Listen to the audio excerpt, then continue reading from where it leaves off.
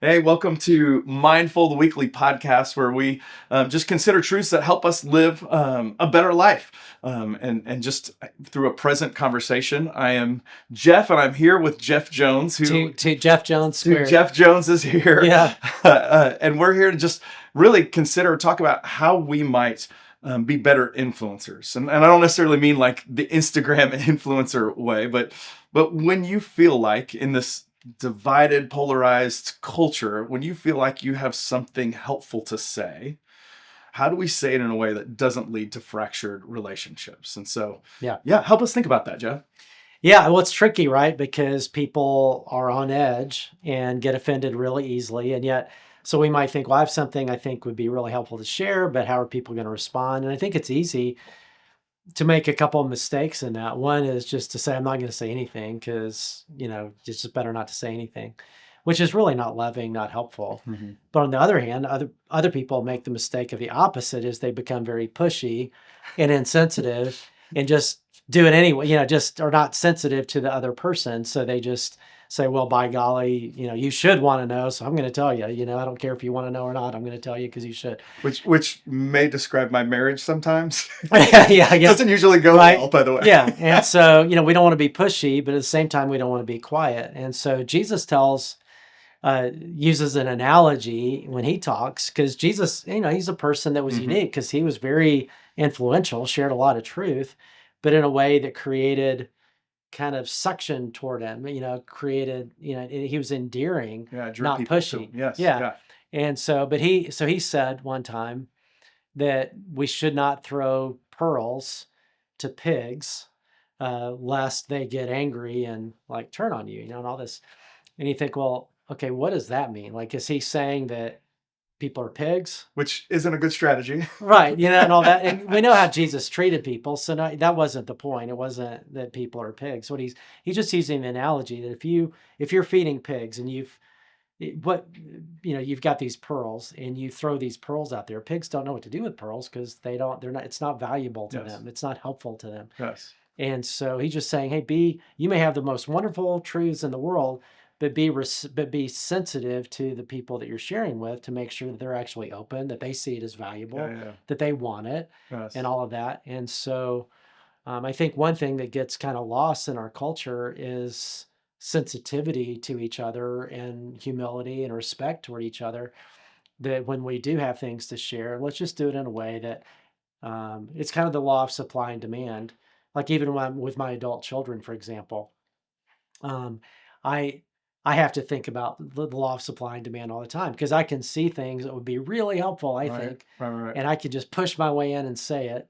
But really, what I've got to do is make sure, sense the amount of demand for the supply of my knowledge or yes, whatever it is, my input, and uh, and just try to match that. And so it yes, may just be a tiny little bit, yes, but that's okay because that's where they're at, and that's yes, what will be helpful. And I know that's what I appreciate with me. yes, Just like if I play golf with somebody, right?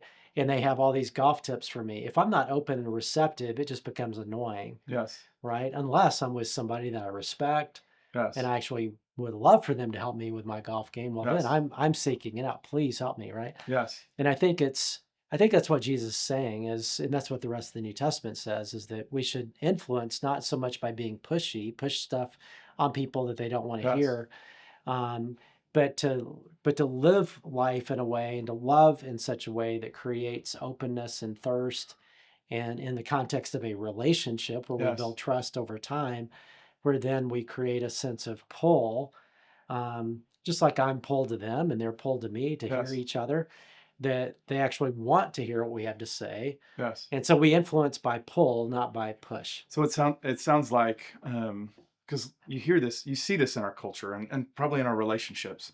Um, you can be right and still be very wrong.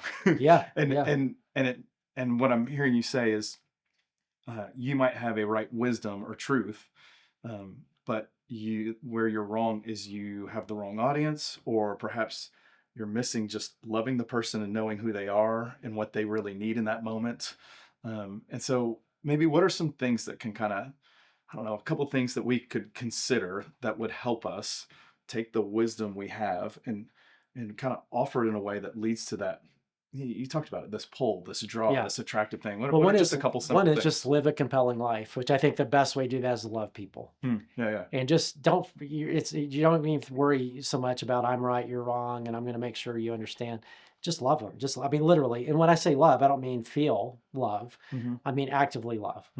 Serve, be generous, be Yes, forgiving, be, so that people are like, what's your deal? Like, yes, why are you doing that? Why, yes, which creates pull, right? And yes, because Peter told the Roman Christians, hey, just be ready, to give a reason for the hope you have when people ask. Well, that's about that's about living a life that makes people actually curious. yes, yes, What's your deal? Like, why are you the way you are in a yes, good way? yes, And so you're not just pushing stuff on them. You're actually creating. You're living an endearing, compelling life. And I think as a church, that's what we're called to do too. That as Christians, as a collectively, to live life by doing such good works in culture. Jesus said that people see your good works and glorify your Father in heaven, which is talking about non-believers yes. glorifying God. They don't even know God. They don't even know if they believe in God, but there's, man, I'm so thankful. And so so that's one thing, is living a compelling life. Which feels like a long play game.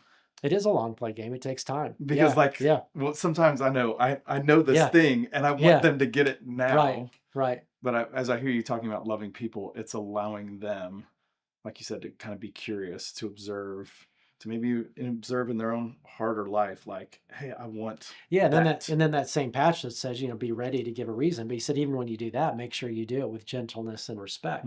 Yes. So that, so with gentleness and respect means I'm gentle, not pushy. And respect means humility and all of that. Respect means, hey, I don't, it's not just about I know everything and you don't know anything. Yes. We're both on a journey. Yes. And I may have some things to share, but you have some things to share too. Yes. And so therefore it's going to be more of a dialogue than a Yes. monologue as I draw you out, even as you're Yes. trying to draw me out. And I'm willing to hear, even if you disagree with me. That makes me curious. Why would you think that way? And Yes.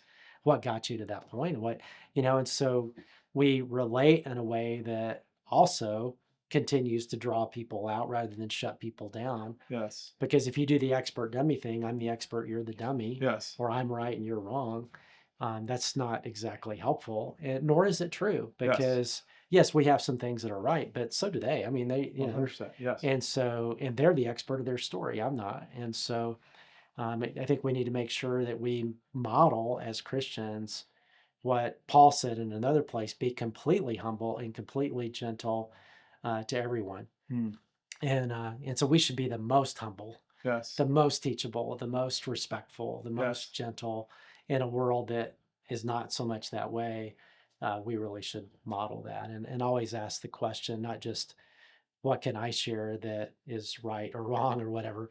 It's just how can I be helpful and respectful and Yes. all that. So It's elevating the other over the truth or the knowledge or the wisdom, right? right. Yeah. Oh man, I get drawn off sides by Yeah, I hear that. you. But no, Yeah. I think that's great. I love this idea of respect, gentleness.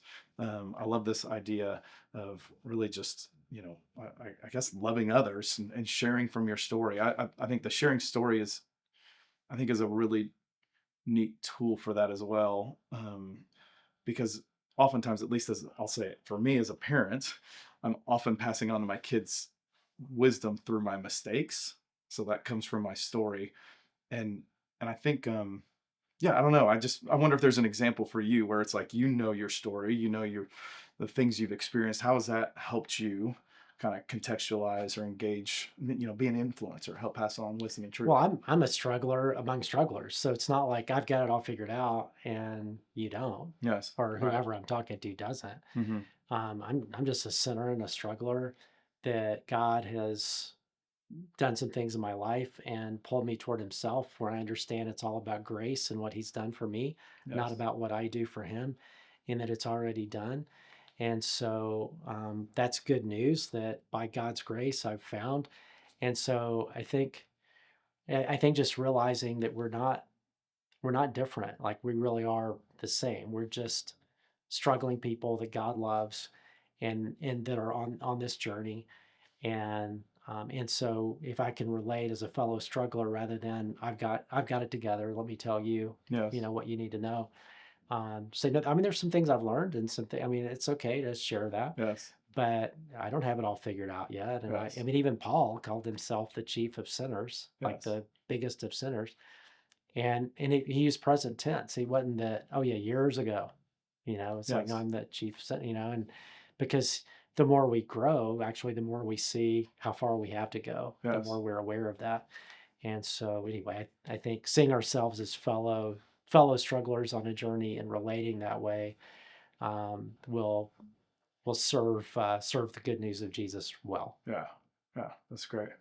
Well, thank you guys for joining us. Jeff, thanks for being here and just sharing some of your pearls. Yeah, yeah, No, it truly is a gift to have you here and share. I hope you enjoyed this conversation. If you would like to check out Jeff and more of his wisdom, you can look at the link below and find out more about our service times at Chase Oaks. We'd love to see you here.